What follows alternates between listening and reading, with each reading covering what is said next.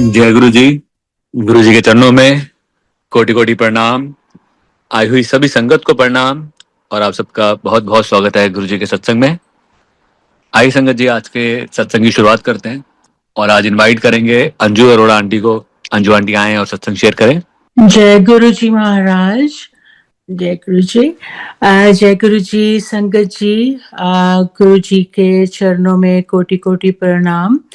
अनंतम शुक्राना मेरे महाराज, जिन्होंने आज बड़े मंदिर जी के प्लेटफॉर्म पर मौका दिया दोबारा से अपनी जर्नी को शेयर करने का अपने रब के साथ।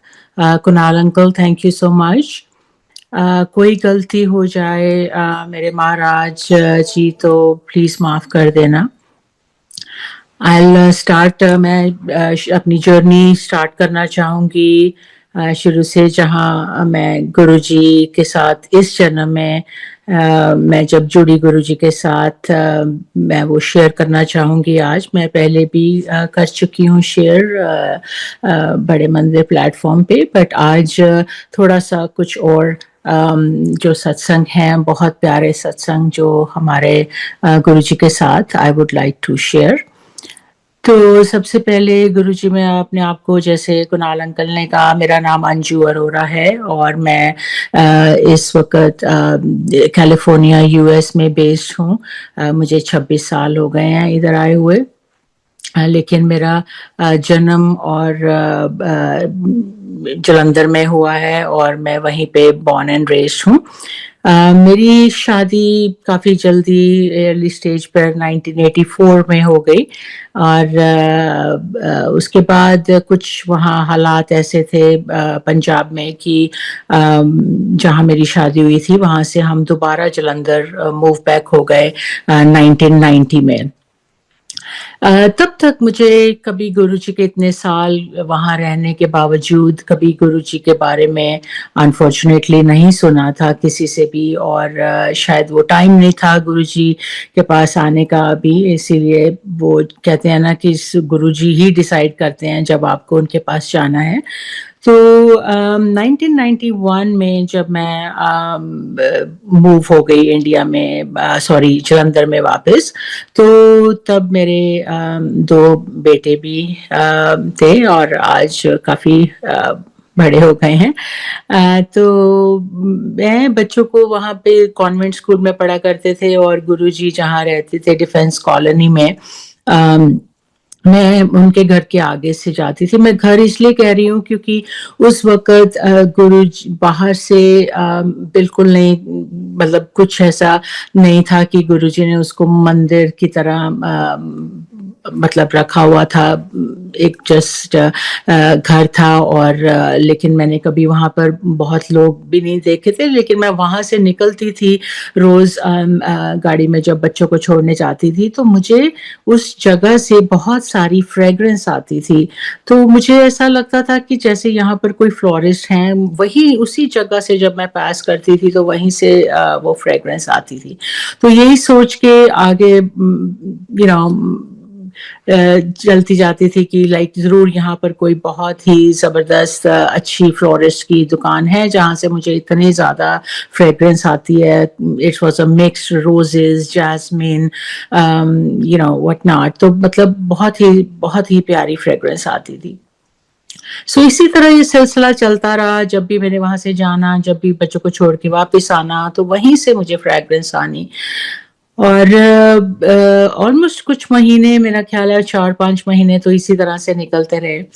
फिर एक दिन ऐसा हुआ, क्योंकि मैं एज आई सेड मैं जलंधर ही जमी पली हूँ और मैं सिख फैमिली से हूँ। तो सरदारों की फैमिली में आपको मालूम है कि हम लोग गुरु ग्रंथ साहब जी को मानते हैं, तो वही हमारी मानता थी। और उसी तरह हमारी जो हर रोज गुरु ग्रंथ साहब जी का पाठ होता था सुबह शाम घर में।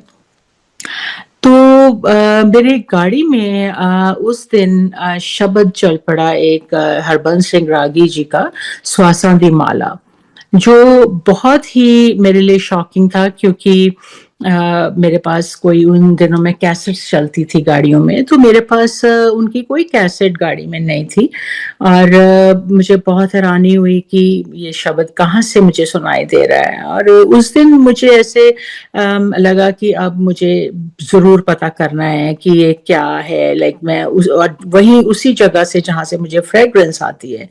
तो बिना सोचे बिना समझे उस वक़्त मैंने गाड़ी को एक साइड पे पार्क कर दिया और जहाँ से मुझे फ्रेग्रेंस आ रही थी और जहाँ से जब मैं बाहर गाड़ी के निकली तो वो शब्द अभी तक मेरे कानों में बज रहा है। तो जहाँ से भी वो आवाज़ आ रही थी मैं वहाँ से गेट के अंदर चली गई और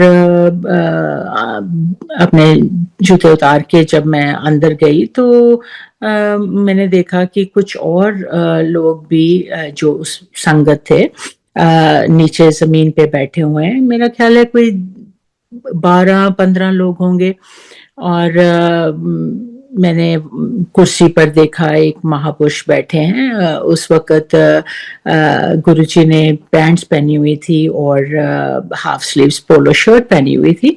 तो मैं उनको देखा और उन्होंने मेरे को देखा लेकिन यू नो मैं जाके बैठ गई जहाँ पर सब बैठे थे और काफ़ी बहुत ज़्यादा फ्रेग्रेंस से भरा हुआ था कमरा लेकिन वहाँ पर अगरबत्ती भी जली हुई थी साइड पे।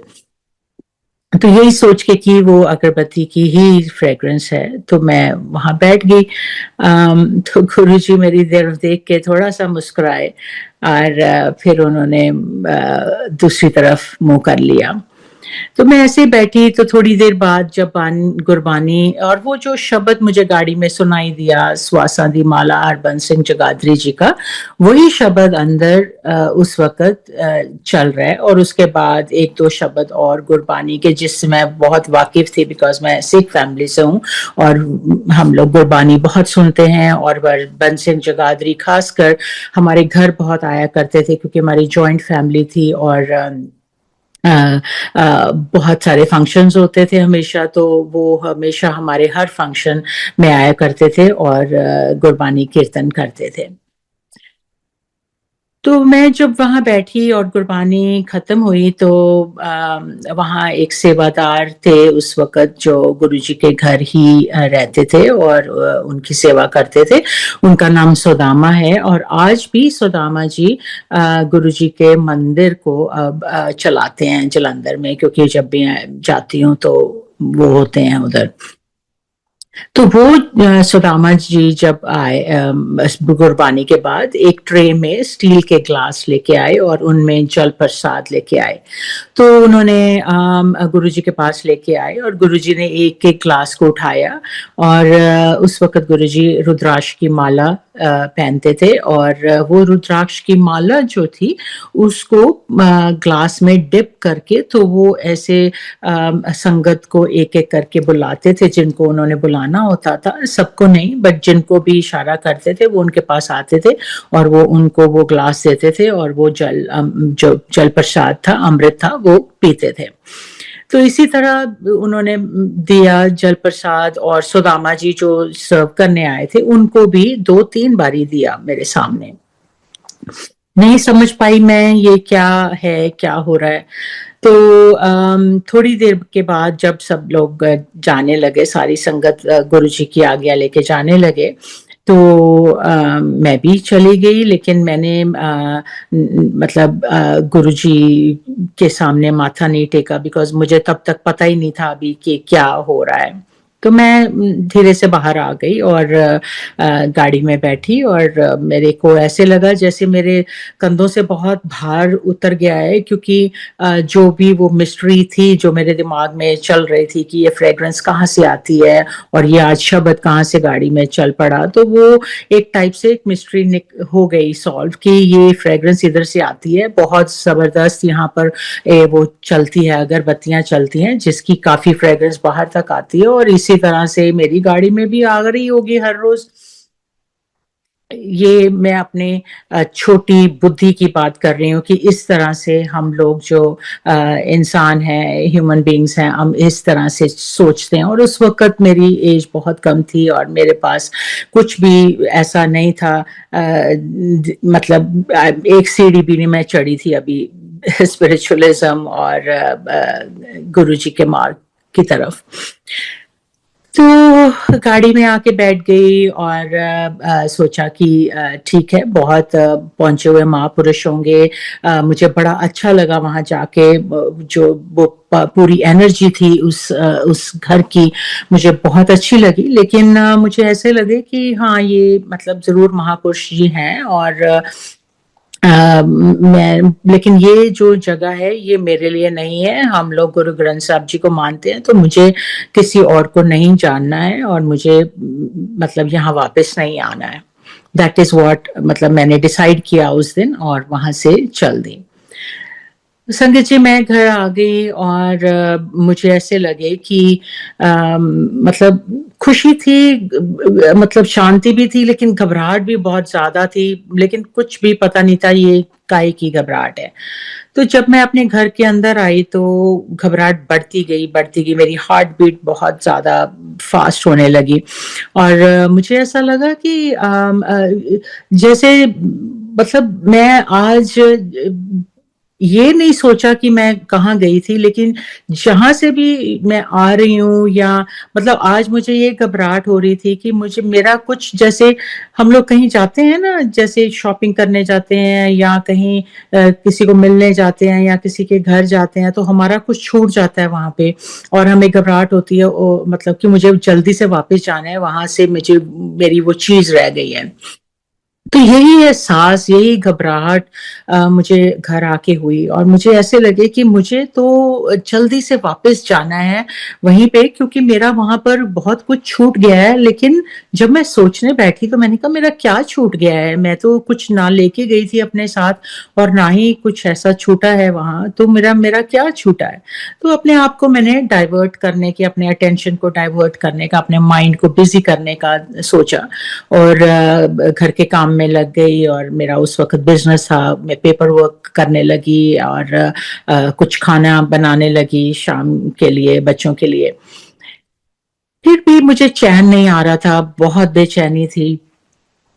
तो मैंने बहुत समझाया अपने मन को भी, मतलब अपने गुरबानी भी लगाई घर में, और थोड़ा कि मुझे ये नहीं सोचना है। लेकिन क्या कर सकते हैं हम अपने मन को, तो मतलब, और फिर जब इतनी इतने अपने, कहते हैं ना कि उस वक्त तो मुझे नहीं पता था, लेकिन जब आप रब के दर्शन करते हो ना, तो यही एनर्जी आपके अंदर ट्रांसफायर होती है, और आप उस वक्त क्या फील करते हो ये आपको नहीं पता होता, लेकिन ये आपके अंदर जो सोल है उसको मालूम है कि आप किसके दर्शन करके आए हो, और आपके अंदर क्या फीलिंग है। अब ये बात समझ में आती है। तो वही हुआ, संगत जी, शाम को तैयार हुई मैं और वापस चली गई उसी जगह, और वहीं गुरुजी के मंदिर। और अब इस वक्त जब मैं अंदर गई तो तकरीबन 50 के करीब संगत होगी, और सब नीचे बैठे हुए थे, और वेरी सरप्राइजिंगली, और it was a beautiful beautiful surprise कि गुरुजी अपने बहुत ही सुंदर सिल्क के चोले में, सफेद चोला था पहना हुआ उन्होंने उस दिन, और सफेद पंजाबी जुती पहनते थे वो। तो वहाँ अपने लाल कुर्सी होती थी उनकी, और वहाँ पर विराजमान थे। और जब मैं अंदर गई और उनको देखा, और उनके फेस को देखा, मीन जिसने भी गुरुजी को रियलिटी में उनके चोला छोड़ने से पहले उनको मिले हो, आपको सबको मालूम है, जो गुरुजी के चेहरे पे नूर था, जो वो जो सुंदरता थी उनके उनके चेहरे पे, वो हम कभी भुला नहीं सकते हैं उसको, और एक्सप्लेन भी नहीं कर सकते हैं कि वो किस तरह से वो नूर था गुरुजी के चेहरे पे। तो जब मैंने उनको देखा तो पहले तो मैं बहुत शॉक में आ गई कि जिनको मैंने सुबह देखा है पैंट और शर्ट में, अब मैं उनको इस तरह से देख रही हूँ। और ये मतलब क्या है, ये कौन है, मतलब क्यूरियोसिटी इतनी ज्यादा बढ़ गई थी कि हैंडल करना भी मुश्किल था, और एनर्जी इतनी ज्यादा थी कि वहां रुकना और वहां से चले जाना भी मुमकिन नहीं था उस वक्त। लेकिन बैठ गई, फिर से गुरबानी सुनी, फिर से वही सुदामा जी गुरबानी के बाद जल प्रसाद लेके आए ग्लासेस में। गुरुजी ने उसी तरह से अपने रुद्राक्ष की माला भिगो के सारी संगत जिनको भी देना था उनको बुला बुला के दिया। उसके बाद कड़ा प्रसाद आया, वो उन्होंने सारी संगत को एक एक करके दिया और सबने उन गुरुजी को माथा टेका और उनसे इजाजत ली। कईयों को वो वहीं पे बैठ कहते थे तुम अभी बैठो बैठो, वही मैंने देखा कि कुछ संगत को बिठाया और कुछ को जाने दिया। तो मैंने भी वो प्रसाद लिया और ऐसे थोड़ा सा झुक के और निकलने लगी। तो गुरु जी बड़े उनकी स्माइल थोड़ी ब्रॉड थी उस दिन मेरी तरफ देख के और जैसे मुझे कह रहे थे कि ठीक है तू अभी कर ले मैनू जिन्ना टेस्ट करना है। दैट वाज मतलब बाद में ये बात समझ आई जब गुरुजी से मिलना हुआ। तो इसी तरह से मैं आ गई उस दिन भी और इसके बाद वो एक क्यूरियोसिटी कह लीजिए, एक जिद कह लीजिए, एक चैलेंज कह लीजिए, जिस तरह से हम लोग सो कॉल्ड हमारे जो मन बुद्धि है इंसानों की, मैंने ये अपने आप को सोच लिया कि अच्छा मुझे तब तक तो जाना है जब तक ये जल प्रसाद जो गुरुजी देते हैं ये मुझे नहीं मिल जाता, तब तक तो मैं जाऊंगी और देखती हूँ कि क्या है ऐसा इस जल प्रसाद में। चैलेंज खुद को किया और अपने रब को भी उस कठहरे में खड़ा किया कि हाँ जी मुझे आप दिखाइए कि आप क्या हैं। यही हमारी बुद्धि है संगत जी, ये मैं यही बताना चाह रही हूँ। तो कुछ दिन ऐसे जाती रही, नहीं मिला मुझे जल प्रसाद, तो 7-8 दिन बीत गए। तो फिर मैं शाम के वक्त जाती थी, तो ऐसे ही गुरबानी सुन रहे थे, तो गुरबानी खत्म हुई और गुरुजी ने मेरी तरफ इशारा किया, मैं बैठी हुई थी संगत में। तो जब गुरुजी ने इशारा किया तो मुझे ऐसे लगे कि मेरे आगे या पीछे किसी को इशारा कर रहे हैं, क्योंकि मुझे एक वो जिद थी कि मुझे गुरुजी दें ये प्रसाद, लेकिन मुझे ऐसा लगता था कि मुझे कभी मिलने वाला नहीं है। और जब उन्होंने इशारा किया तो मुझे विश्वास ही नहीं हो रहा था कि गुरुजी मुझे कह रहे हैं। लेकिन जब मैंने आसपास अपने देखा तो गुरुजी कहने तेनू ही बुला रहे हैं, आ जाए थे। एंड उस वक्त संगत जी आप सोच नहीं सकते हैं कि जब वो रब आपकी तरफ देखता है और जब गुरुजी ने मेरी तरफ देखा और मुझे बुलाया, तो मुझे ऐसे लगे कि आज यहीं पर मेरा जो हार्ट है, जो मेरा दिल है वो कहीं बंद होने वाला है, क्योंकि इतनी हार्ट बीट तेज हो गई, इतनी घबराहट हुई, इतनी मतलब खुशी तो थी, शायद अंदर से बहुत खुशी थी कि जो मैं चाहती थी वो मुझे मिलने वाला है, लेकिन एक वो घबराहट भी थी उनके पास जाने का कि कैसे हिम्मत करूं कि मैं उन्होंने मुझे बुला रहे हैं और अगर उन्होंने मुझे कह दिया कुछ तो मैं क्या जवाब दूंगी, मैं क्या सोच रही हूँ और क्या मैं किस लिए आ रही हूँ, मैं क्या जवाब दूंगी अगर उन्होंने कुछ पूछ लिया तो। लेकिन वही बात कि हम क्या सोच सकते हैं, हमें हमें वो तो गुरुजी ही हमारे दिमाग में अब वो सब बातें समझ आती हैं कि वो गुरुजी ही हैं जो वो उनको पता है कि तुम क्या सोच रहे हो और तुम्हें क्या उन्होंने कहना है और तुम्हारा क्या जवाब होना चाहिए उस वक्त। तो वही हुआ, मैं गुरुजी के पास गई तो वो कहने लगे अच्छा बैठ जा, और मैं उनके चरणों में बैठी नीचे मुंह करके, मेरा रंग एकदम मतलब लाल और अजीब से हो रहा है, घबराहट हो रही है बहुत। तो गुरुजी ने मुझे सुदामा जी से अमृत शब्द वो जल प्रसाद का ग्लास लेके उसमें रुद्राक्ष की माला डाल के और मेरे को बोलते हैं, अभी उनके हाथ में ही था ग्लास। तो यही वर्ड्स हैं संगत जी, मैं इसको कभी नहीं भूल पाती हूँ। मुझे कुछ कुछ याद हैं क्योंकि बहुत साल हो गए हैं इस बात को, 1991 की बात है, लेकिन मुझे ये शब्द उनके कभी नहीं भूलते जो उन्होंने मुझे कहा। कहते हैं आ गई हैं गुरु ਨੂੰ ਟੈਸਟ ਕਰਨ ਵਾਸਤੇ, ऐसे करके आई है ना ਦੇਖਣ ਵਾਸਤੇ ਕਿ ਇੱਥੇ ਕਿਹੜਾ ਬਾਬਾ ਰਹਿੰਦਾ ਹੈ, ਕੀ ਲੋਕਾਂ ਕੋਲੋਂ ਪੈਸੇ ਲੈ ਕੇ ਕੀ ਉਹਨਾਂ ਦਾ ਲੁੱਟਦਾ ਪਿਆ ਉਹਨਾਂ ਨੂੰ, ਔਰ ਟੈਸਟ ਡਰਾइव ਕਰਨ आई है ना गुरु ਨੂੰ। और संगत जी आप खुद सोचिए कि एक इंसान जो इस रब के सामने बैठा है, वो उसकी क्या उस वक़्त कंडीशन होगी कि जैसे वो कहते हैं ना कि रंगे हाथों पकड़े जाना, और वो भी अपने रब से, कि वो आपसे हिसाब माँग रहे हैं कि तुम यहाँ आते हो और तुम ये सोच के आते हो और ये तुम्हारे दिमाग में चल रहा है। तो उस तरह से मेरा हाल था उस दिन।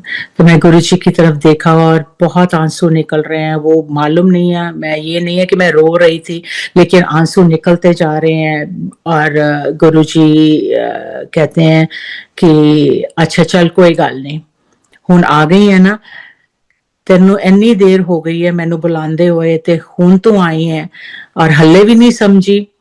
तो मैंने अपना सिर हिला दिया और गुरुजी से अमृत लिया, मुंह नीचे कर लिया और कहते अच्छा चल पी इनू। एंड बस संगत जी, वो एक जो सिप लिया मैंने और उसके बाद दूसरा तीसरा सिप लिया और मुझे ऐसा लग रहा था कि मैं इस दुनिया में हूं ही नहीं। जो मेरी घबराहट, जो मेरी नीवापन उस वक्त और जो भी था मन में चल रहा, वो सब पता नहीं कहाँ गायब हो गया और मुझे ऐसे लगा कि मैं इस दुनिया में नहीं हूँ, मैं कहीं हवा में, क्लाउड्स में हूँ और ये गुरुजी मेरे सामने वाइट चोले में बैठे हैं।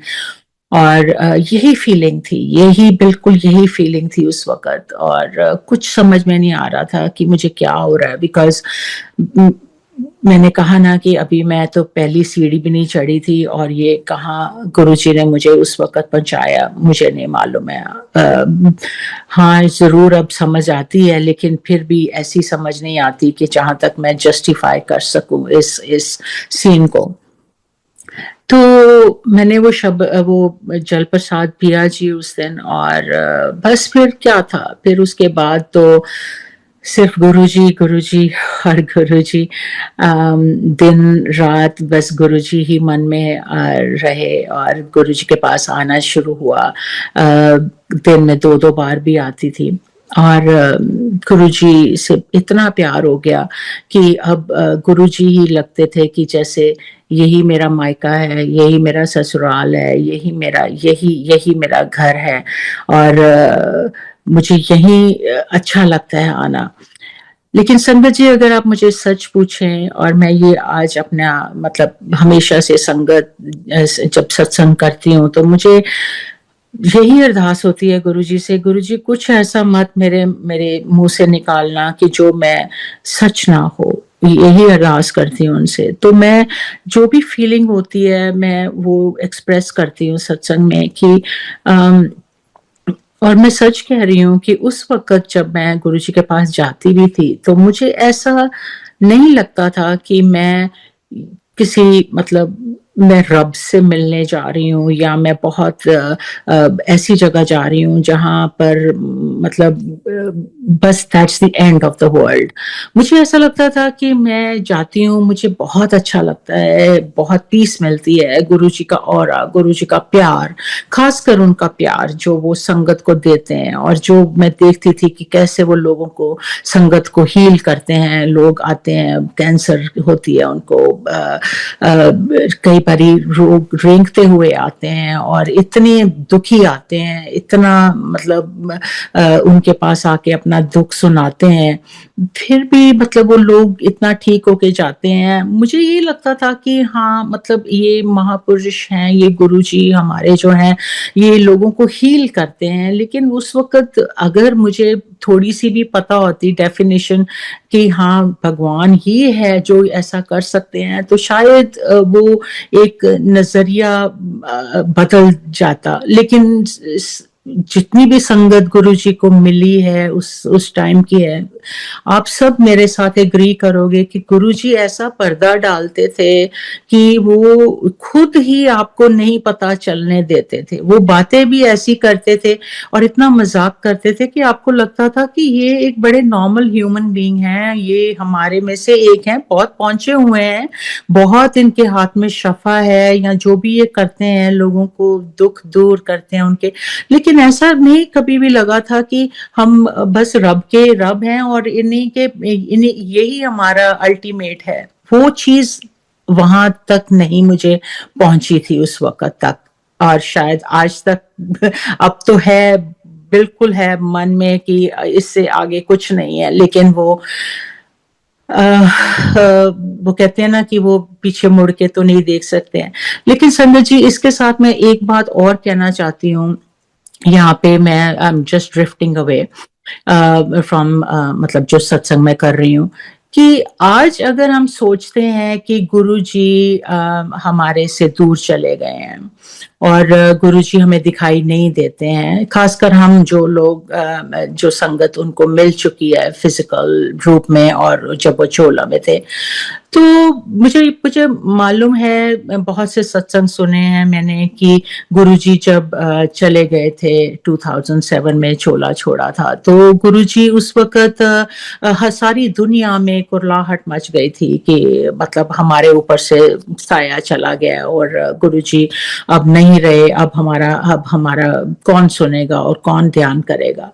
अब तक तो संगत जी हम सबको एक मेंबर जो हमारे सत्संग सॉरी संगत जी का मेंबर है, वो सब जानते हैं कि गुरु जी ओमनी प्रेजेंट हैं। गुरु जी कहीं नहीं गए हैं। गुरु जी जैसे हम गुरु जी को देखते थे, आज भी जब हम गुरु जी के दरबार में बैठते हैं, चाहे आपका घर में आपका दरबार है या आप सत्संग में जाते हैं, या बहुत जगह सत्संग होते हैं आजकल, सारी दुनिया में हो रहे हैं, तो मुझे नहीं लगता कि कुछ भी फर्क है। मुझे आज भी वही प्रेजेंस उनकी महसूस होती है जब भी मैं उनके पास बैठती हूँ। अभी भी मैं उनके पास बैठी हुई हूँ, उनके दरबार में बैठी हुई हूँ, उन्हीं के घर में जो उन्होंने मेरे लिए बनाया था इधर। तो मुझे ऐसा कभी नहीं लगता कि वो गुरुजी जिनको मैं जाके मिलती थी वो नहीं है। गुरुजी आज भी अपनी गद्दी पे विराजमान है। गुरुजी आज भी हमें सुन रहे हैं। आज भी मैं गुरुजी की तरफ देख रही हूँ और गुरुजी सुन रहे हैं मैं जो बोल रही हूँ। और ऐसा कुछ भी नहीं है कि गुरुजी कहीं भी गए हैं। वो हर पल वो हमारी बात सुनते हैं, और हम भी गुरुजी को बहुत चैलेंज करते हैं। कहते हैं ना कि हम लोग जब भी कुछ मांगना होता है गुरुजी से, और जब भी गुरुजी के कोई भी प्रार्थना करते हैं, तो हम गुरुजी को ही उस कटहरे में खड़ा करते हैं। अच्छा गुरुजी, हमें कोई वैलिडेशन दीजिए कि आपने मेरी बात सुन ली है और ये बात पूरी होगी।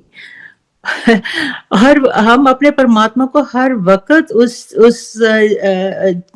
उस में डालते हैं, उस चैलेंज में, लेकिन वो उसका भोलापन देखिए, उस हमारे वाहिगुरु का, उस परमात्मा का जो हमारी बात सुनता है, और उसकी विलिंगनेस देखिए कि वो आज भी जब भी हम उसकी तरफ देख के सच्चे दिल से कुछ भी मांगते हैं, वो हमें वैलिडेशन देता है, और वो ही उसकी प्रेजेंस है। हालांकि हमें गुरुजी भी कहते थे ना कि मंगो नहीं मन्नो, लेकिन फिर भी हम इंसान है ना, तो हम मांगते हैं, दिल ही दिल में मांगते हैं, और वो हर वक्त हमारी हर इच्छा, हर ख्वाहिश को पूरी करता है। तो फिर वो कहाँ गए हैं? गुरुजी तो कहीं भी नहीं गए। गुरुजी हैं और आज भी हैं, हमारे अंदर हैं, हमारे सामने हैं, हमारे घर में हैं, हम जहां भी जाते हैं हमारे अंग संग हैं। आप जो गुरुजी को मानते हो, वो आप सब जानते हो कि गुरुजी हमारे अंग संग हैं। हर रोज हम सत्संग सुनते हैं, हम यहाँ गए हमारे ये प्रॉब्लम हुई, हम वहां गए हमारे साथ ये घटना हुई, और गुरुजी ने कैसे हमें बचा लिया, हम सब बात करते हैं। तो फिर हम ये क्यों कहते हैं कि पुरानी संगत बहुत उनको बहुत ब्लेसिंग्स थी और आज की संगत को इतनी ब्लेसिंग्स नहीं है? ये हमें कभी ये मन में भी नहीं लाना चाहिए, और मुंह से भी ये बात नहीं निकालनी चाहिए। ये मेरी रिक्वेस्ट है सारी संगत जी से कि गुरुजी हैं और हमेशा रहेंगे, और यही हमारी एक ब्लेसिंग है जिंदगी में कि गुरुजी हैं तो हम हैं। अगर हम गुरुजी नहीं हैं हमारे साथ, तो हम खड़े होने के लायक भी नहीं हैं। So moving on to my satsang, वापस जलंधर जहां पर हम बात कर रहे थे, तो जब मैं गुरुजी के पास जाना शुरू हुई तो मैं एक आध छोटे सत्संग जो मैंने पहले भी शेयर किए हैं, मैं जल्दी से वो शेयर करना चाहूँगी। एक तो मुझे याद है कि गुरुजी के जब मैं जाया करती थी तो गुरुजी वहाँ लंगर प्रसाद आया करता था। कभी गाँव से कोई बना के मक्की की रोटी साग लेके आते थे और कभी किसी ने समोसे लेके आना, कभी किसी ने आलू बड़ी बना के लाना, रोटी बना के लाना, कढ़ी कढ़ी बना के लाना और गुरुजी को बहुत पसंद थी कढ़ी और गुरुजी को साग मक्की की रोटी बहुत पसंद थी। सफेद मक्खन डाल के देते थे वो। तो संगत जी जितना लंगर गुरुजी ने मुझे खिलाया है वहां बिठा के मैं शुक्राना मेरे मालिक। और अब जाके समझ आई है कि वो कितने कष्ट गुरुजी ने मेरे काटे हैं मुझे बिना मेरी नॉलेज के। जिस वक्त मैं गुरुजी के पास गई थी, आज मैंने शेयर किया है कि किस तरह से गुरुजी ने मुझे अपने पास बुलाया, तो मुझे ऐसी कोई प्रॉब्लम नहीं थी संगत जी, ऐसा कुछ नहीं था मेरी जिंदगी में जो कि मेरे को कोई दुख था या तकलीफ थी या बीमारी थी या कोई बहुत बड़ा, जस्ट लाइफ बड़ी सिंपल गुजर रही थी। और दो बेटे मेरे और स्कूल जाते हैं, ठीक है, सबसे बेस्ट लाइफ तो नहीं थी लेकिन अच्छी सिक्योर्ड लाइफ थी। लेकिन गुरुजी ने गुरुजी तो उनको तो जन्मों का, पिछले मेरे जन्मों का भी पता था और अगले जन्म का भी पता और इस जन्म में भी पता है कि क्या आने वाला है। सो उन दिनों जब जाया करती थी गुरुजी के पास तो इसी तरह से वो जब लंगर खाते थे तो उनकी थाली आती थी। गुरुजी बहुत कम खाते थे, बहुत थोड़ा सा जो भी उनके लिए लंगर आता था तो बहुत थोड़ा सा खाते थे, एक आध बुर्की और ज्यादा से ज्यादा आधी रोटी खा लेनी और किसी को आगे किसी भी संगत में वहां जहां उनको दिल करता था कि इनको ब्लेसिंग देनी है उनके आगे कर देते थे कि आप खत्म करो। तो मैं बहुत बहुत बहुत खुशकिस्मत हूँ इस मामले में कि मुझे भी गुरुजी की वो प्रसाद मिला है कुछ बार। तो एक इंसिडेंट मैं सुनाना चाहती हूँ जो बहुत फनी है। मुझे लगता था कि बहुत बहुत फनी है कि हाउ कुड आई, मतलब मैं गुरुजी से ऐसी बात भी कैसे कर सकती हूँ। लेकिन उस वक्त गुरुजी से जब हमें लाड आता था और मेरा तो खासकर मैं उनकी उम्र में तो इतनी छोटी नहीं होंगी लेकिन वो मुझे ऐसे बच्चों की तरह समझते थे कि ये मेरी मतलब कुड़ी है। तो मेरे को शो करते थे कि मैं तेरा ससुराल हूँ या मैं तेरा, एक्चुअली मुझे ऐसा लगता था कि ये मेरा मायका है। कि जब मैं गुरुजी के पास आती थी तो मुझे ऐसा लगता था कि ये मैं अपने फादर के, अपने पेरेंट्स के घर आई हूँ। जैसे आपका लाड लड़ाए जाते हैं, आप पेरेंट्स के घर जाते हो ससुराल से, आपको बिठा के लंगर खिलाया जाता है, आपको आपसे प्यार से बातें की जाती हैं और मतलब वो पूरा लाड जो एक लड़की को लड़ाया जाता है, मुझे ऐसे लगता था कि मैं वहां जाती हूँ तो मुझे ये सब मिलता है। तो वो जो मेरा प्यार था गुरुजी के साथ उस तरह से बढ़ता गया और एक ऐसी अट्रैक्शन थी कि मुझे वहां जाना ही जाना है क्योंकि मुझे वहां शांति मिलती है, वही मेरा असली घर है। तो एक दिन ऐसे ही बस वो जैसे गुरुजी कई बारी सेवा देते थे अपने हाथों की या पैरों को दबाने की, तो मैं ऐसे जब दबाती थी तो गुरुजी की जो स्किन थी वो बहुत मुलायम थी, बिल्कुल जैसे एक मक्खन की तरह सॉफ्ट और बहुत ही ज्यादा मुलायम थी। कई बारी तो ऐसे लगता था कि शायद हम, गुरुजी कहते थे जोर से दबाओ, तो जोर से दबाएंगे तो कहीं उनके मार्क्स ना पड़ जाए उनकी बॉडी पे, इतनी ज्यादा सॉफ्ट थी। लेकिन गुरुजी कहते थे इसको दबाओ, अच्छी तरह से दबाओ। तो वही वही बात की बस कष्ट काटने थे उन्होंने, उनको जब, और फिर जब उनकी करते थे, जब उनके हाथों पैरों को दबाते थे और कई दिन कई बार धोने के बाद भी वो जो फ्रेग्रेंस थी हाथों से, अपने आप के हाथों से, आपकी बॉडी से वो नहीं जाती थी। And this is a reality. तो ऐसे मैंने एक दिन पूछा गुरुजी से, क्यूरियोसिटी भी थी और एक चिंता भी थी। तो क्या होता था कि गुरुजी की वही मुलायम स्किन बहुत प्यारी मुलायम होती थी, और कुछ दिन ऐसे होता था कि वो स्किन पे हमें ज़ख्म नज़र आते थे। जब आप दबाते हो तो आपको नज़र आता है थोड़ी-थोड़ी दूर पे ज़ख्म थे, और कई-कई बार तो उनमें ब्लड भी दिखता था। तो मैंने गुरुजी को एक दिन बहुत अच्छे मूड में थे, तो मैंने कहा गुरुजी मैं आपसे एक बात पूछूं? कहते हाँ पूछ। मैंने कहा गुरुजी मैं देखती हूँ कि आपकी स्किन पे ये जो थोड़ी देरों के बाद ये हो जाती है, मतलब रैश है या क्या है मुझे नहीं मालूम, इतनी प्यारी आपकी स्किन है, तो ये जो हो जाते हैं आपको ये जख्म, तो मुझे लगता है आपको ना कोई स्किन की प्रॉब्लम है। हंसी भी आती है अपने ऊपर इस वक्त कि क्या बात कर रही हूँ मैं और किससे कर रही हूँ, लेकिन कुछ समझ तो थी नहीं उस वक्त। तो मेरे डैड के बहुत जानने वाले एक स्किन स्पेशलिस्ट हैं गुरुजी, मैं उनको ले आऊं? He will willingly come, and वो ही एक जलंधर के सबसे माने हुए स्पेशलिस्ट हैं, तो मैं उनको यहाँ लेके आती हूँ और वो आपको थोड़ा सा ट्रीटमेंट करेंगे और ऑइंटमेंट वगैरह देंगे और आप ठीक हो जाओगे गुरुजी। तो गुरुजी ने मेरी तरफ देखा पहले, तो आ, फिर थोड़ी देर बाद हंसने लगे। तो मैंने कहा गुरुजी ऐसी क्या बात है, आप हर बार ही हर चीज को टाल देते हो, जब भी हम कोई बात करते हैं तो आप प्लीज मान जाओ ना, मुझे प्लीज इजाजत दो कि मैं उनको लेके आऊं। तो मुझे कहते हैं अच्छा चल इधर मेरे कोल बैठ तो मैं तेनू समझावा। एंड कहते हैं कि ਚਲੀਏ ਤੂੰ ਦੇਖਦੀ ਹੈ ਨਾ ਕਿ ਕਿਸ ਤਰ੍ਹਾਂ ਦੀ ਸੰਗਤ ਇੱਥੇ ਆਂਦੀ ਹੈ ਤੇ ਕੀ ਉਹਨਾਂ ਦੇ ਦੁੱਖ ਦਰਦ है जो लेके आंदे ने। मैं कहा हाँ जी गुरु जी मैं बिल्कुल देखती हूँ, मैं देखती हूँ कि कैंसर पेशेंट्स आते हैं आपके पास और वो चल के जाते हैं और फिर आपके आके हमें वो यहाँ पे सत्संग भी सुनाते हैं कि वो बिल्कुल अब ठीक हैं और बहुत बहुत बीमारियां लेके आते हैं, ठीक होते हैं। मैं सब देखती हूँ, वो मेरे आई गेट दैट, मैं समझ सकती हूँ वो।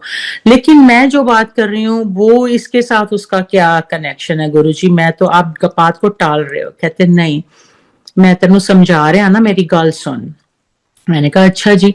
तो कहते हैं कि जेड़े जेड़े दुख लैके आंदे ने इस तरह ते नहीं जा सकते ना, इन्हां दी तकलीफ जे कोई इन्हां नू अपने ऊपर लेगा तकलीफ नू तद ही ते वो इंसान ठीक होएगा। समझ गई?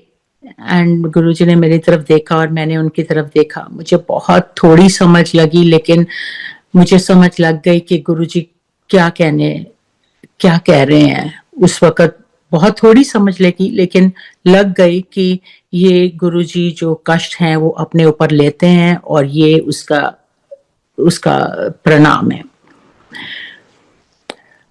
अब संगत जी, कौन इस दुनिया में आएगा इस धरती पर परमात्मा के अलावा जो ये सब कष्ट अपने ऊपर लेके और आम जनता को, आम संगत जो हम उनके चरणों की धूल भी नहीं है, वो एक एक एक एक संगत का ध्यान करते हैं। इससे ज्यादा प्यार अपनी संगत के लिए कौन कर सकता है? ये एक भगवान है, हमारा मुर्शिद है, ये हमारा परमात्मा है। हम जरूर उस वक्त नहीं जान पाए इस बात को। अगर जान पाते, जो मैं अब समझती हूँ कि अगर हम जान पाते, दुनिया उनके ही वहां पर मंदिर में होती और कहीं और वहीं पर कहीं उनको गुरुजी को इधर उधर हिलने भी ना देते, और वो वहीं पर, आपको पता है कि हाउ इट इज इंडिया में। तो ये थे हमारे गुरुजी और ये हैं हमारे गुरुजी आज भी। और ये नहीं कि वो तब करते थे, वो इसीलिए इस दुनिया से परे हो गए क्योंकि वो एक ही जगह पर बैठ के एक ही संगत को, ग्रुप को ट्रीट नहीं करना चाहते थे, हील नहीं, वो सारी दुनिया को हील करना चाहते थे। अब आप देख रहे हो कि वो जब आज वो मुझे ठीक कर रहे हैं यहाँ बैठ के, और उसी टाइम पे वो दुबई में लोगों को, संगत को हील कर रहे हैं, उसी टाइम पे वो जलंधर में बैठे लोगों को ट्रीट कर रहे हैं, वही ऑस्ट्रेलिया में ट्रीट कर रहे हैं। तो इससे हमें क्या समझ आती है कि गुरुजी हैं, हर जगह हैं और संगत से ज़्यादा उनको कोई प्यारा नहीं है। ये मैंने देखा है और ये मैं आपसे हाथ जोड़ के हर संगत से, हर मेंबर से, हर अपने साथी संगत से कहूँगी कि कभी भी गुरुजी का पलड़ा मत छोड़ो। गुरुजी के ऊपर अपना विश्वास कम मत करो, क्योंकि अगर वो आज आपको कुछ नहीं दे रहे हैं जो आपने उनसे ख्वाहिश की है, तो वो आपके लिए ठीक नहीं है। और ये मेरा कहना भी बनता नहीं है, क्योंकि हम हर रोज सत्संग में सुनते हैं कि जो हमारे लिए ठीक है गुरुजी वही हमें देंगे। और ये हम सब ने रियलाइज कर लिया कि जब हम कुछ मांगते हैं और हमें नहीं मिलता, उस वक्त हमें फ्रस्ट्रेशन शायद होती है, लेकिन बाद में हमें रियलाइज हो जाता है कि शुक्र है मेरे भगवान, आपने मुझे वो नहीं दिया। मूविंग ऑन, ये मैंने एक स्किन स्पेशलिस्ट का आपको सत्संग सुनाया। एक और छोटा सत्संग सुनाना चाहूंगी। एक दिन जब मैं गुरुजी के पास बैठी हुई थी, तो मैंने लाइक मन में एक फुरना चल रहा है, क्योंकि उस वक्त मेरी एक बुटीक होती थी और बहुत सक्सेसफुली बहुत कारीगर काम किया करते थे। वहाँ पे मुसलमान कारीगर थे जो हाथ से काम करते थे सिल्क के ऊपर एंड ऑल ऑफ दैट। तो बहुत बहुत मशहूर थी जलंधर में। तो मैं जब बैठी हूँ वहां पे गुरुजी के पास, तो मेरे मन में आ रहा है कि गुरुजी ने कितने प्यारे चोले, मैं हर रोज देखती हूँ गुरुजी इतने प्यारे प्यारे चोले पहन के आते हैं। और ये कौन बनाता है गुरुजी के चोले, कहाँ से आते हैं? और अगर कभी भी मुझे एक चोला भी बनाने का गुरुजी हुक्म दे देना, तो मैं इतने सुंदर कलर उसमें लगाऊंगी, इतने अच्छे कॉन्ट्रास्ट लगाऊंगी कि मुझे मतलब मुझे लगता है कि मैं बहुत अच्छी, मतलब वो एक इंसानी दिमाग चल रहा है उस वक्त और गुरबानी चल रही है। तो मैं वहां पे बैठी हूँ और ये चल रहा है और गुरुजी, अभी गुरबानी चल रही है और गुरुजी कभी नहीं बुलाते थे हमें जब गुरबानी चल रही होती है, लेकिन उसी वक्त गुरुजी ने, मैंने आंखें खोली और गुरुजी मेरी तरफ देख रहे हैं। और मैंने जब गुरुजी को देखा तो मैंने आंखें नीचे कर ली कि जैसे अगेन मुझे ऐसे लगा कि मेरी चोरी पकड़ी गई है, मैं गुरबानी की जगह किसी और जगह पे पहुंची हुई हूँ। तो गुरुजी ने इशारा किया मुझे अपनी तरफ आने का और कहने लगे, मैंने पता है तू की सोच रही है, मेरे कान में बोल रहे हैं। और मैंने गुरुजी की तरफ देखा, क्योंकि उस वक्त तो मैं भूल भी चुकी थी मैं क्या सोच रही हूँ, इतनी घबराहट होती थी जब गुरुजी बुलाते थे। तो कहते हैं कि तेरी वो दुकान हैगी है ना कपड़े दी, जे तू मेरे वास्ते चंगे जे चोले बनाएंगी ना, तो मैं पा लांगा। अब संगत जी आप सोच सकते हैं उस वक्त मेरे मन की क्या अवस्था होगी कि जब मैं गुरुजी की तरफ देख रही हूँ और गुरुजी ये कह रहे हैं। अभी तो मेरे मन में मतलब अभी ये सोच रही हूँ मैं, ना बात हुई है, ना मेरे मुंह से निकला है, ना मतलब कुछ भी नहीं हुआ, और गुरुजी मेरे साथ ये बात कर रहे हैं। फिर से आंसू की बरसात, और मैंने कहा गुरुजी, हाथ जोड़ दिए मैंने, लेकिन अंदर से मुझे ऐसे लगे कि जैसे मैं अब ना आई एम लाइक वो मैं आसमान में पहुंच गई हूँ। गुरुजी ने मुझे इजाजत दे दी छोले बनाने की। गुरुजी क्या कह रहे हैं, मतलब मुझे सपना आ रहा है, ये मेरा ख्याल है, या गुरुजी सच में मुझे कह रहे हैं? लेकिन थोड़ी देर बाद मतलब जब गुरबानी खत्म हुई, प्रसाद मिला, लंगर खाया, गुरुजी ने लंगर दिया, और फिर मैं उसी वहीं से सीधा सिल्क की शॉपिंग शुरू हुई और बहुत कलर्स की शॉपिंग मतलब करी, और घर में कारीगर बिठा के बहुत सुंदर अपनी मर्जी से रंग लगवा के, धागे की सिल्क की एम्ब्रॉयडरी करवा के उनके चोले तैयार करवाए।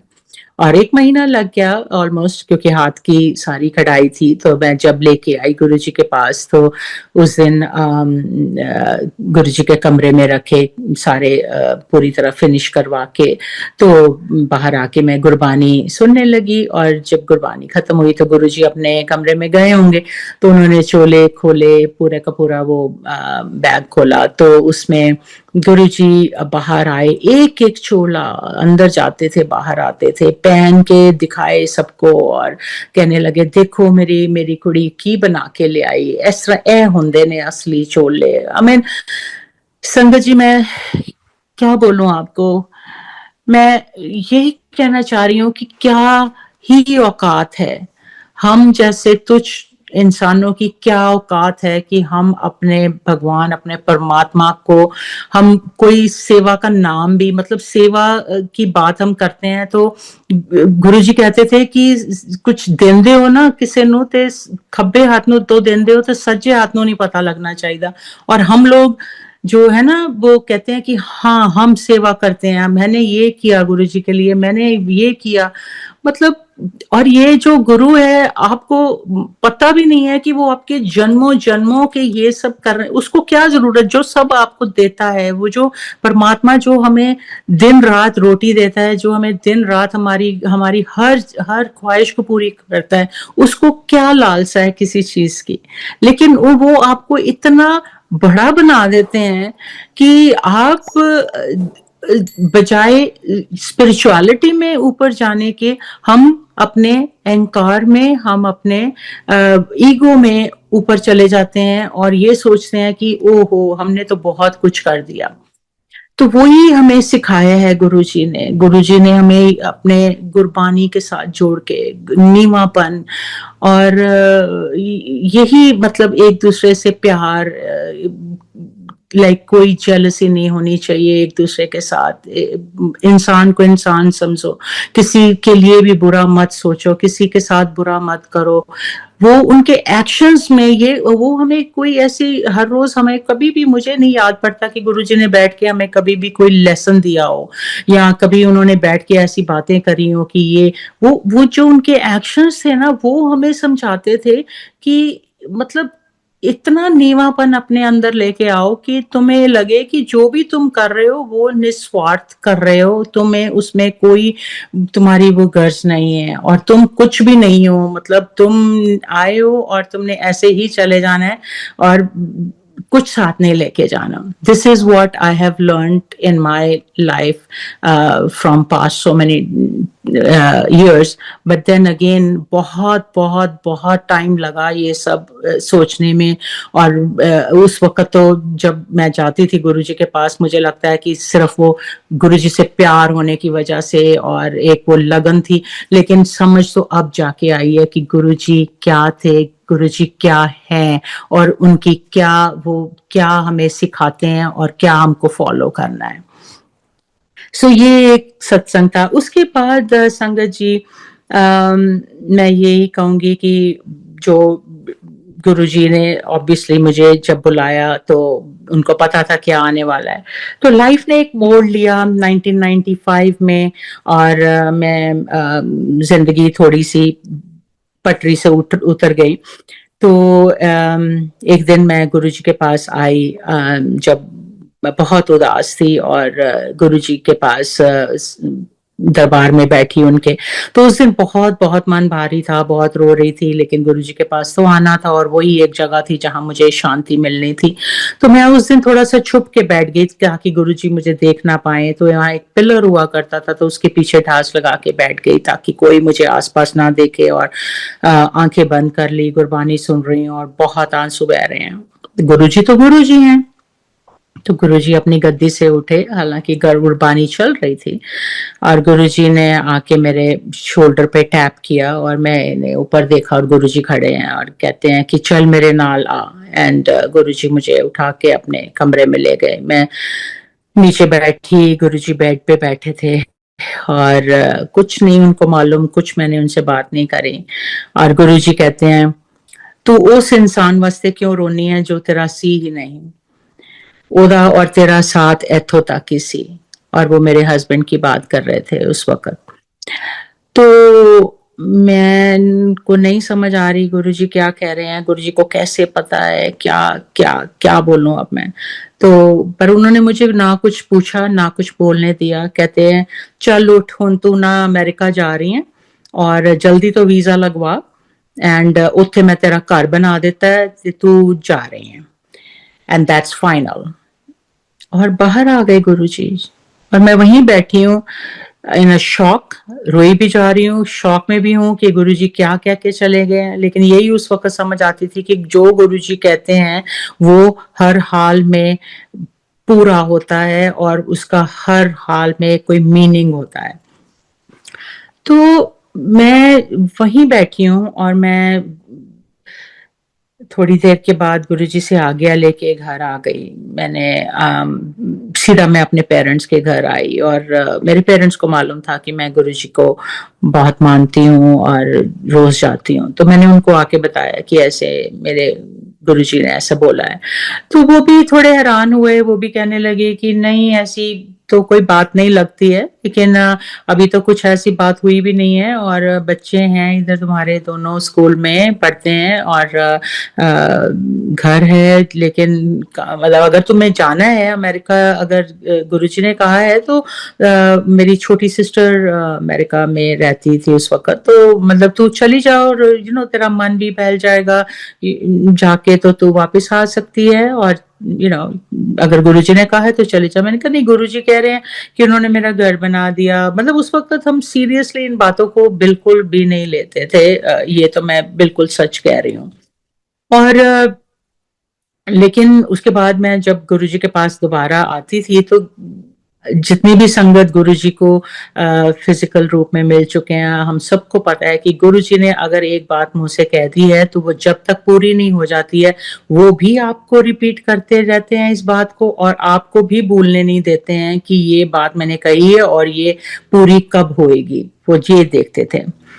वही हुआ कि जैसे गुरुजी चाहते थे और जैसे गुरुजी का हुक्म था कि गुरुजी कहने लगे, हर रोज पूछने लगे। फिर फाइनली एक दिन आया जब मैं वीजा लेने जा रही थी तो गुरुजी को मिलने आई तो गुरुजी कहने लगे, तेनू बहुत डर लग रहा है ना कि आजकल वीजे दी बड़ी प्रॉब्लम है, ये है वो है, ते तू LFR। उन्होंने उठ के अलमारी में से अपना चोला निकाला, मुझे दिया चोला साहब, और साथ में पंजाबी जुत्ती दी, मुझे याद है सफेद कलर की, उसके ऊपर पर्ल्स लगे हुए थे। तो गुरुजी कहने लगे अच्छा ए लै जा और ਜਦੋਂ तू जाएंगी ना ਉੱਥੇ ਇੰਟਰਵਿਊ ਵਾਸਤੇ ਤੇ ਇਹਨੂੰ ਆਪਣੇ ਪਰਸ ਵਿੱਚ ਪਾ ਲਈ ਤੇ ਹੱਥ ਦੇ ਉੱਪਰ ਰੱਖੀ ਦੋਨਾਂ ਚੀਜ਼ਾਂ ਦੇ ਤੇ ਤੈਨੂੰ कोई प्रॉब्लम नहीं हुई। और वही हुआ, बिल्कुल वैसे ही हुआ, बिल्कुल एक क्वेश्चन भी नहीं पूछा गया और मेरा वीजा लग गया, मैं वापस आई। तो तैयारी हुई जाने की और गुरुजी कहने लगे कि मैं दिल्ली होऊंगा ਜਦੋਂ तू तेरी फ्लाइट हैगी है और तू मैनू मिल के जाई जान तो पहले, ग्रेटर कैलाश मेरा घर है, उत्थे मैं जा रहा ते तू मैनू मिल के जाई जान तो पहले। इनका ठीक है गुरुजी, वो तो मैं मिलूंगी आपको, there is no question about it. तो मेरा जी 24 जुलाई को मेरी फ्लाइट थी और 23 को गुरुजी ने मुझे बताया था कि वहां आने को। तो 23 जुलाई 1995 की बात है ये, और मैं गुरुजी को मिलने गई। पहली बार मैंने इतनी संगत देखी, इतनी संगत देखी गुरुजी की। वहां पर कोई ऐसे डेलीगेट्स नहीं थे जो ना हो, और the cream of the crowd पूरी वहां पर पहुंचे हुए थे। लेकिन मतलब मैं तो जलंधर से गुरुजी को जानती हूँ और वही संगत को जानती हूँ, 40-50 लोग। और जहाँ मैंने इतनी संगत देखी, मुझे पहले तो बहुत ज्यादा हैरानी हुई कि ये सब गुरुजी के पास आए हैं, और मतलब थोड़ी सी जेलसी भी हुई कि मैं तो ये सोचती थी कि ये सिर्फ हमारे ही गुरुजी हैं और ये तो बहुत जनता, मतलब बहुत संगत जानती है इनको, मतलब वो स्टुपिडिटी जो दिमाग में हमारे चलती है। तो मिली गुरुजी को, जब जाने लगी, आज्ञा ली गुरुजी से, तो गुरुजी उठे अपनी गद्दी से। बड़ी हैरानी हुई मुझे कि गुरुजी उठते नहीं थे ज्यादातर। उठे और उन्होंने मेरे पीठ के पीछे हाथ रखा, और मुझे याद है क्लियरली कि उस वक्त गुरुजी जैसे आज मतलब उन दिनों में बुलाया करते थे किसी को संगत में, कोई गाना गाते थे, तो उस वक्त वो वहां पर एक संगत जी गा रही थी, लग जा गले कि फिर ये हंसी रात हो ना हो। और मैंने गुरुजी उठे और मैं बहुत रोई गुरुजी के साथ लग के, और कहते जा ऐश कर, तेरा कल्याण किता, हुन तो पीछे मुड़ के ना देखी। और रोना हुआ। मैंने कहा गुरुजी कैसी बात कर रहे हो, मैं बस जा रही हूँ और मैंने थोड़े दिनों में आ जाना है, और ये आप क्या बात कर रहे हो कि मैनू तो तेनू मेरी लोड़ नहीं और तू जा और पीछे मुड़ के ना देखी। एनीवेज 24 को मेरी फ्लाइट थी, मैं चली गई। संगत जी, फिजिकल रूप में वो मेरी आखिरी मुलाकात थी गुरुजी के साथ 23 जुलाई 1995। और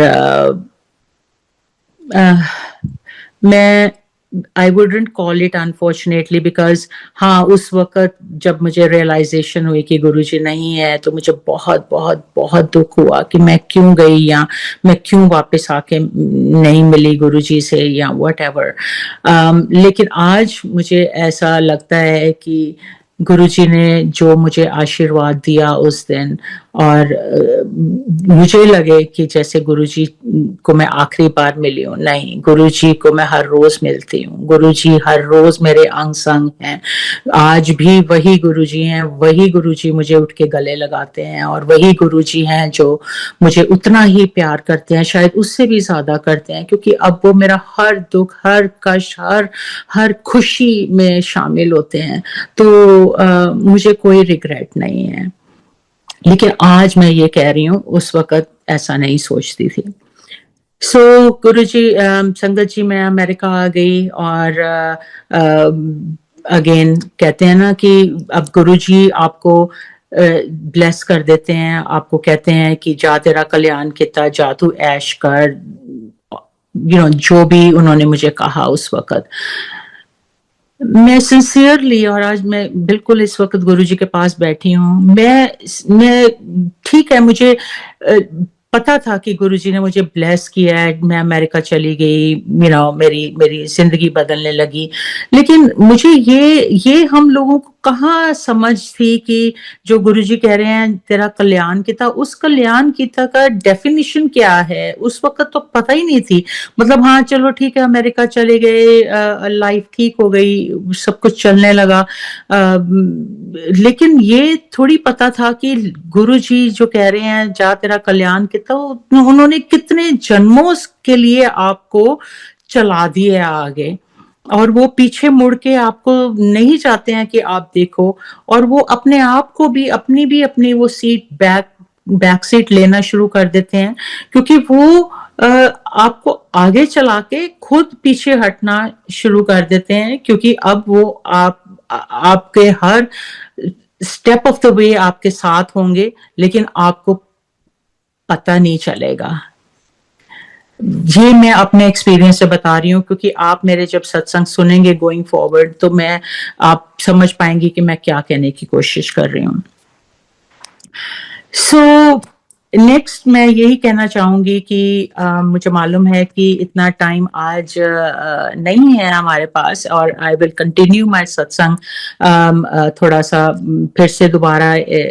कुणाल जी जब भी कुणाल अंकल इजाजत देंगे तो फिर से शेयर करूंगी अपनी नेक्स्ट जर्नी, जो अमेरिका आने के बाद और उसके बाद क्या हुआ, क्योंकि बहुत सारे सत्संग हैं जो मैं और भी हैं जो मैं अपने परमात्मा के चरणों में वो रखना चाहूंगी और सुनाना चाहूंगी। लेकिन मुझे लगता है कि आज के लिए इतना ही, क्योंकि ऑलमोस्ट 1 घंटा हो गया है। बस इतना ही कहूंगी कि अमेरिका आने के बाद लाइफ काफी बदल गई, और सच में यही कहती हूँ कि गुरुजी के सामने बैठी हूँ, और ये चीज हाथ जोड़ के संगत जी, मैं आप सबसे फिर से बताना चाहती हूँ, गुजारिश करना चाहती हूँ कि अपने गुरु को कभी अंडर एस्टिमेट तो करो ही ना। और दूसरा, उससे मांगने की बजाय उसको मानो। वो आज भी हमारे साथ अंग संग सहाई हैं, हमारे हर जगह पे हैं। उन्होंने किसी की अगर उंगली पकड़ ली है ना एक बारी, तो वो जाने तो देते नहीं है, कभी भी आपको जाने नहीं देते हैं। आपको नहीं दिखाई देंगे, लेकिन वो आपके सारे कार्य करते हैं। अगर किसी ने मेरी जिंदगी को संवारा है या मेरे हाथों की लकीरों को बदला है, और मैं 100% फख्र से कह सकती हूँ, मान से कह सकती हूँ कि गुरुजी ने मेरे हाथों की लकीरों को बदला है। मेरे हाथों की लकीरें ऐसी नहीं थी जैसी अब हैं। उन्होंने बदली हैं और बिल्कुल मुझे नज़र आता है पिछले 30-35 सालों से नज़र आ रहा है और आज भी नज़र आ रहा है कि जो उन्होंने मेरे लिए किया है वो हमारी संगत हर इंसान के लिए वो करते हैं। आपको सबको मालूम है कि इतनी संगत है दुनिया में गुरुजी की, और हर संगत, हर मेंबर, हर हमारी एक-एक संगत का अपनी जर्नी गुरुजी के साथ उनकी डिफरेंट है। आप किसी की भी सत्संग सुन ले, आपको यही लगेगा कि ओ माय गॉड, इस इंसान की जर्नी ये है और उस इंसान की जर्नी वो, किसी की एक दूसरे के साथ मिलती नहीं है। गुरुजी कभी किसी को जेनेरिक ये एक वो टोटका है या एक ये इलाज है कि वन फॉर ऑल। गुरुजी हर इंसान, हर हर संगत जिन्होंने उनको माना है उसके साथ हैं, उसके साथ प्यार करते हैं, उसके लिए सब कुछ करते हैं, उसका कल्याण करते हैं, उसको ब्लेसिंग देते हैं, लेकिन हर एक को उसके तरीके से समझाते हैं। सो इसी के साथ मैं अपने परमात्मा से, अपने मुर्शिद से, अपने भगवान से आज्ञा चाहूंगी, और जो भी मेरे से कोई भूल चूक हुई है बोलने में, मैं बहुत माफी चाहूंगी उसके लिए। और गुरुजी के चरणों में अगेन कोटि कोटि प्रणाम, गुरुजी का लाख लाख शुक्राना, और सारी संगत का बहुत बहुत शुक्राना। कुणाल अंकल, आपने मुझे मौका दिया फिर से अपना सत्संग शेयर करने का और गुरुजी के चरणों में उन श्रद्धांजलि अर्पित करने का, तो बहुत बहुत शुक्राना। जय गुरुजी, जय महाराज।